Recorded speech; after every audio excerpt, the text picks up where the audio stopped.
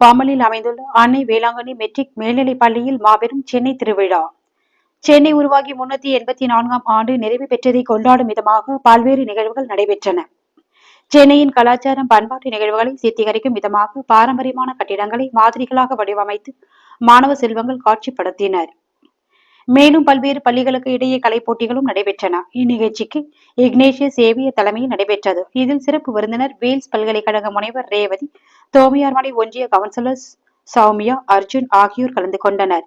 இந்நிகழ்வுகளை பள்ளியின் தாளாளர் அருட் சகோதரி மௌரின் அருட் சகோதரி எமெல்டா அவர்களும் முதல்வர் விண்ணொலி அவர்களும் சிறப்பான முறையில் ஏற்பாடு செய்திருந்தனர்.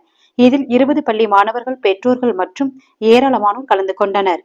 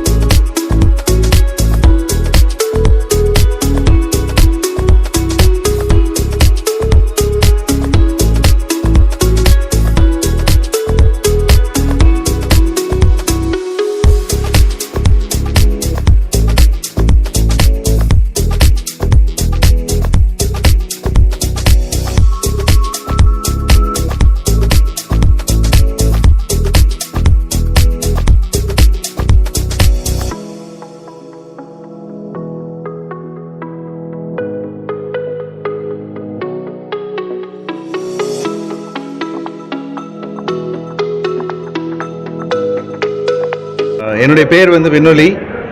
இந்த பள்ளியினுடைய அன்னை வேளாங்கண்ணி மெட்ரிகுலேஷன் பள்ளியினுடைய முதல்வர்.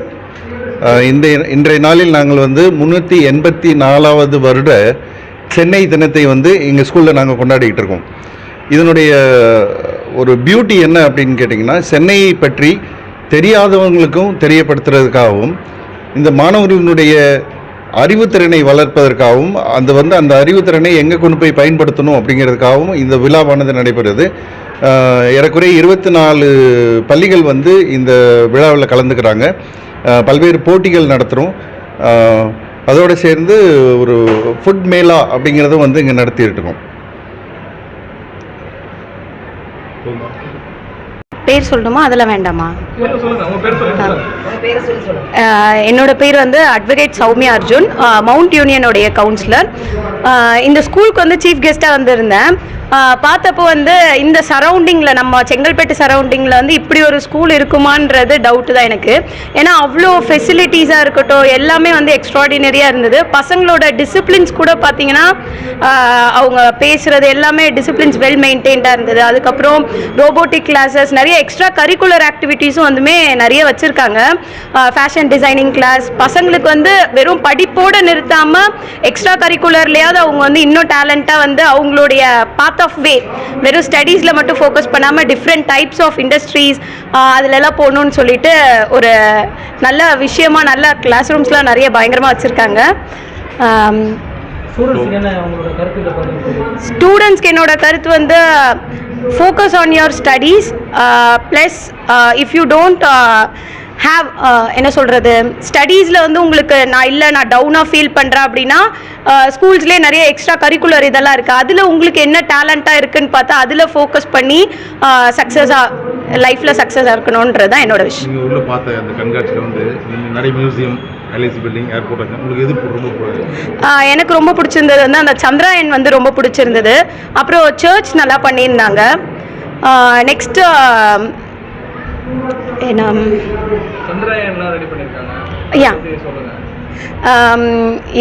என்ன சொல்கிறது, இவ்வளோ சின்ன வயசில், ஏன்னா நான் படிக்கும்போது வந்து இந்த மாதிரிலாம் வந்து ஸ்கூல்ஸில் வந்து எனக்கு இந்த மாதிரிலாம் ஆப்பர்ச்சுனிட்டி கிடைக்கல. இங்கே வந்து கிடைக்கிது சில்ட்ரன்ஸ்க்கு. அதை வந்து அவங்க வந்து இங்கோட ஸ்டாப் பண்ணாமல் அவங்களோட கெரியரில், அவங்களோட லைஃப்க்கு அது ஹெல்ப்ஃபுல்லாக இருக்கும்னு நம்புகிறேன் நான்.